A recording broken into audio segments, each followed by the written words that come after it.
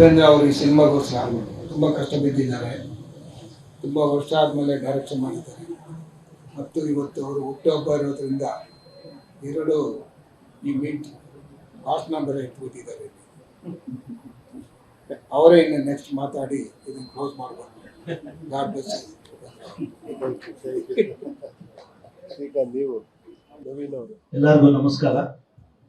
ನನ್ನ 25 ವರ್ಷದ ಸಿನಿ ಪ್ರಯಾಣದಲ್ಲಿ ಎರಡು ನನಗೆ ಬಹಳ ಖುಷಿಯಾದ ವಿಚಾರ. ಒಂದು ಶಿವಣ್ಣನ ಜೊತೆ ಒಡನಾಟ, ಎರಡನೇದು ಉಪ್ಪಿ ಸರ್ ನಮ್ಮ ಬ್ಯಾನರ್ಗೆ ಡೈರೆಕ್ಷನ್ ಮಾಡ್ತಾ ಇರೋದು. ಯಾಕಂದ್ರೆ ಅವರು ಎರಡು ಸಿನಿಮಾ ನಮ್ಮ ಜೊತೆ ಹೀರೋವಾಗಿ ಆಕ್ಟ್ ಮಾಡಿದ್ದಾರೆ. ಬಟ್ ಈ ಸತಿ ಡೈರೆಕ್ಷನ್ ಆಗಿ ಡೈರೆಕ್ಟ್ ಮಾಡ್ತಾ ಇರೋದು ನಮ್ಮ ಭಾಗ್ಯ. ನಾನು ಅವತ್ತೇ ಮುಹೂರ್ತದಲ್ಲಿ ಹೇಳಿದೆ, ಈ ಭಾಗ್ಯ ಕೆಲವರಿಗೆ ಸಿಗೋದು.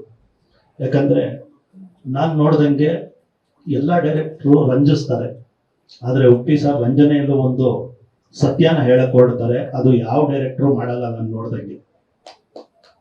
ಸೊ ಅದು ಅವ್ರ ಸ್ಪೆಷಾಲಿಟಿ.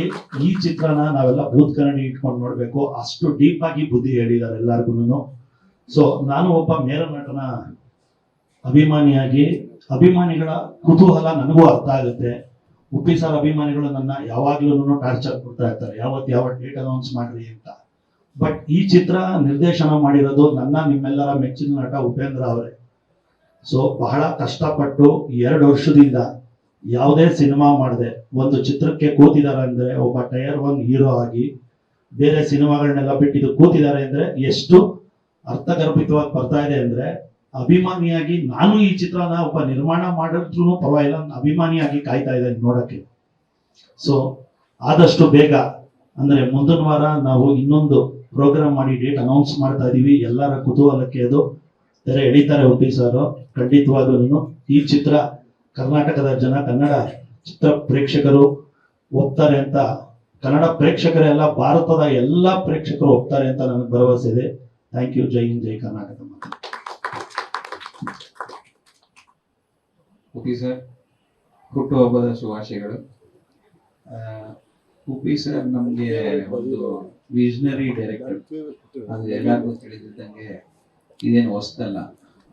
ಬಟ್ ಅವರು ಈ ಸಿನಿಮಾಗೆ ಪಟ್ಟಿರೋ ಕಷ್ಟ, ಎಲ್ಲ ಪಿಕ್ಚರ್ಗೂ ಕಷ್ಟ ಬಿದ್ದಿದ್ದಾರೆ, ಬಟ್ ಈ ಸಿನಿಮಾಗೆ ಇನ್ನೂ ಜಾಸ್ತಿ ಹೆಚ್ಚು ಕಷ್ಟ ಬಿಟ್ಟಿದ್ದಾರೆ.